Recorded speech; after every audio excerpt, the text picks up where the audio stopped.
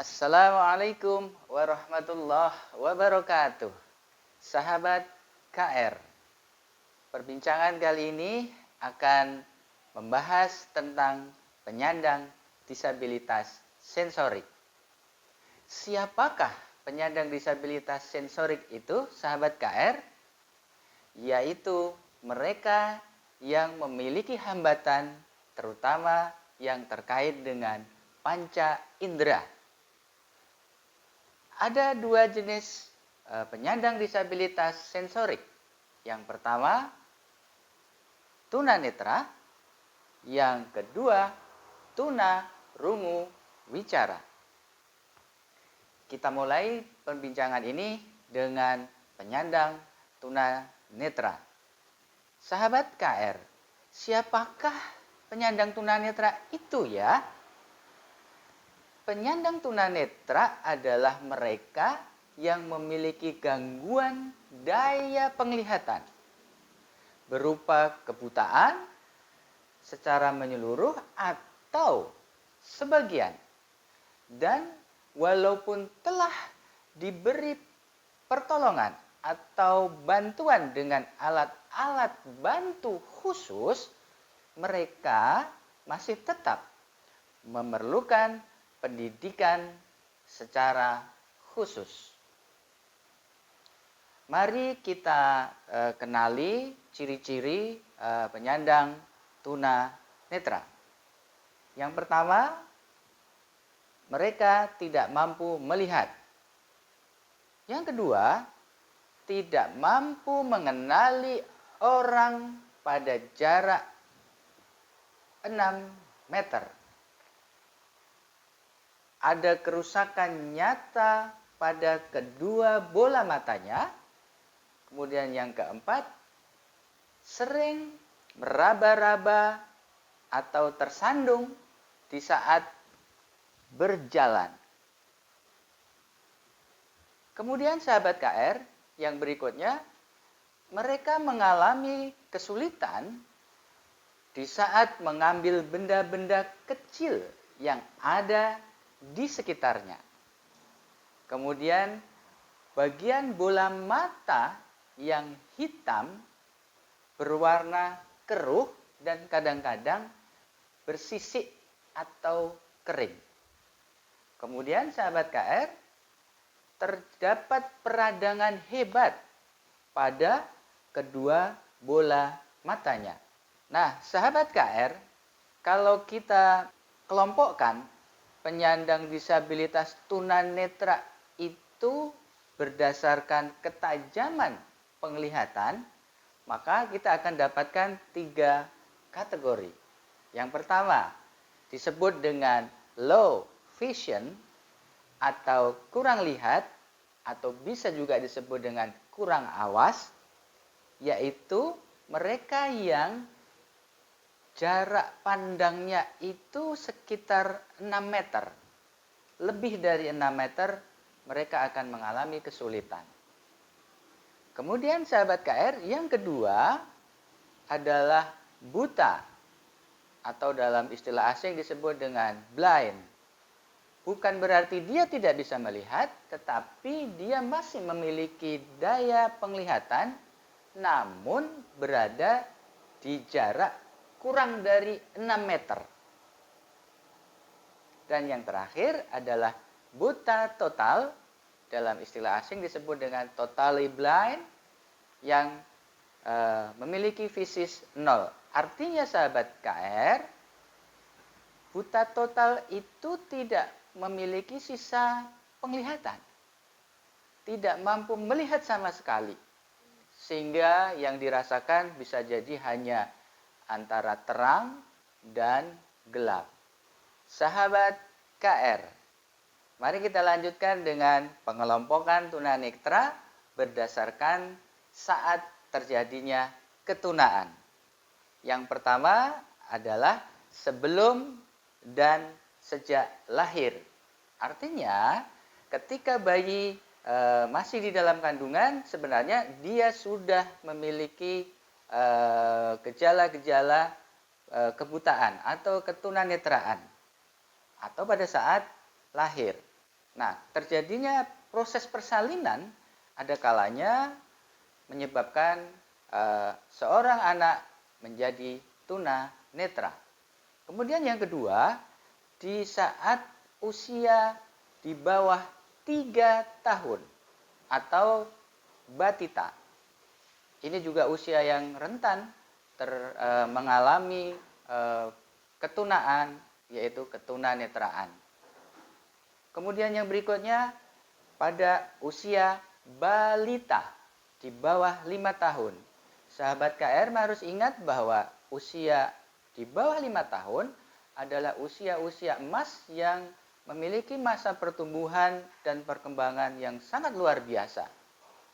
Tetapi ketika penglihatannya mengalami hambatan, menghadapi kendala, maka bisa jadi perkembangan dan pertumbuhannya juga akan terkendala. Kemudian sahabat KR, terjadinya ketunaan berdasarkan saat terjadinya yang berikutnya adalah pada saat usia sekolah. Sahabat KR, interaksi anak-anak di dalam lingkungan sekolah sangatlah dinamis. Mereka pada saat itu biasanya pada usia bermain, usia bergembira, usia ceria. Tanpa disadari kadang-kadang dalam bermain, dalam berinteraksi, terjadi insiden yang demikian, misalnya mengenai atau terkena salah satu organ penglihatannya, yang terjadi adalah si anak menjadi penyandang tunanetra. Yang berikutnya, yaitu di usia remaja. Usia remaja adalah usia yang sangat-sangat luar biasa dinamisnya. Mereka ingin menunjukkan jati dirinya. Mereka ingin mendapatkan kegiatan yang banyak. Tetapi kadang-kadang tanpa disadari, karena semangat yang menggebu-gebu tersebut, terjadi insiden, atau bahkan bisa saja terjadi satu penyakit tertentu yang menyerang mereka, maka mereka bisa menjadi penyandang tunanetra. Dan yang terakhir adalah terjadi ketika kita sudah dewasa. Loh, emangnya bisa saat dewasa jadi tunanetra? Sangat terbuka sekali, sahabat KR. Kenapa? Bisa saja ketika terjadi kecelakaan atau penyakit tertentu yang menyebabkan kita menjadi tunanetra. Hati-hati ya, mari sama-sama kita jaga penglihatan kita. Nah, sahabat KR, kalau dilihat dari penyebab bagaimana seseorang bisa menjadi tunanetra, tentunya kita bisa lihat satu persatu.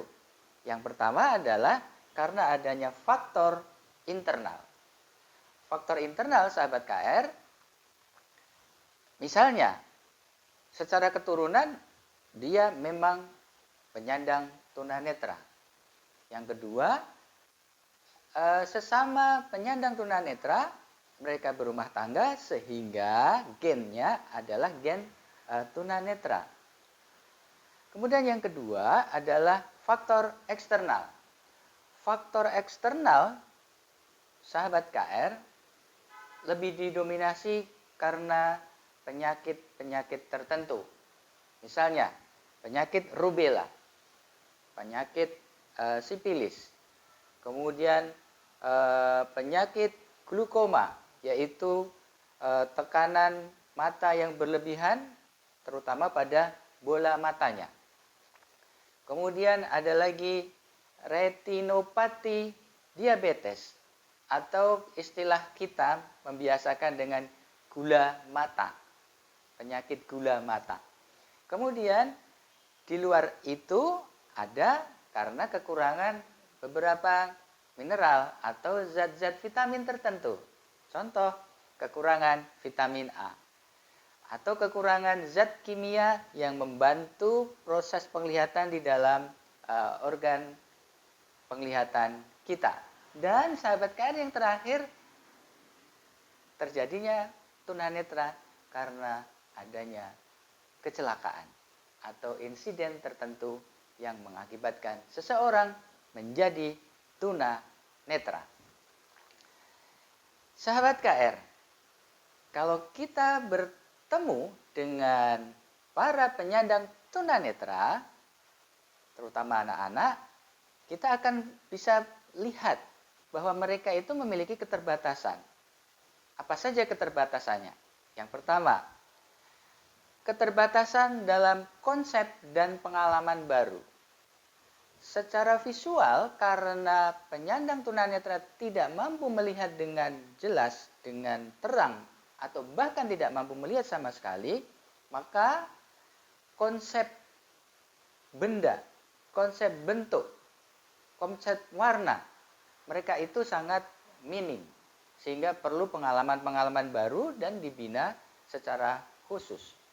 Kemudian yang kedua, penyandang tunanetra juga memiliki keterbatasan dalam berinteraksi dengan lingkungannya. Otomatis sahabat KR, karena hambatan penglihatan, maka mereka mengalami kemungkinan kesulitan dalam berinteraksi dengan lingkungannya. Bahkan kadang-kadang lingkungannya agak menjauhi para penyandang tunanetra tersebut. Kemudian sahabat KR, yang ketiga adalah karena hambatan penglihatannya tersebut, penyandang tunanetra sering mengalami keterbatasan dalam mobilitas dan geraknya.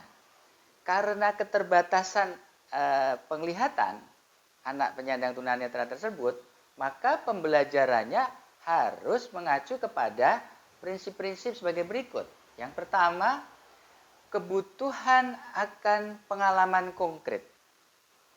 Jadi, ketika seseorang mengajarkan, memperkenalkan sebuah benda, tidak bisa secara abstrak dia hanya mengatakan ini seekor burung.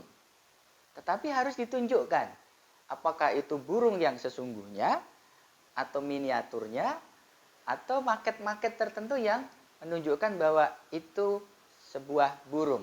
Ini disebut dengan pengalaman konkret. Yang kedua, kebutuhan akan pengalaman memadukan, yaitu kebutuhan memadukan pengalaman konkret dan abstrak. Para penyandang tunanetra di samping perlu mengenal benda-benda secara konkret, tetapi juga diperlukan atau sebaiknya dikenalkan dengan benda-benda abstrak yang memungkinkan seorang penyandang tunanetra memiliki kemampuan berpikir abstrak. Sahabat KR, yang ketiga, kebutuhan akan berbuat dan bekerja dalam belajar. Nah, dalam konteks ini sahabat KR, seorang penyandang tunanetra ketika dia belajar di dalam lingkungannya, maka dia harus dibentuk dengan pola belajar sambil bermain, sambil bekerja, sambil melakukan sesuatu. Sehingga pengalaman dan konkret dan abstrak bisa dipadukan di dalam prinsip tersebut. Sahabat KR, demikian tadi pembahasan kita tentang penyandang disabilitas sensorik. Semoga kita, sahabat KR semuanya, menjadi orang-orang yang peduli bagi para penyandang disabilitas. Semoga bermanfaat. Assalamualaikum warahmatullahi wabarakatuh.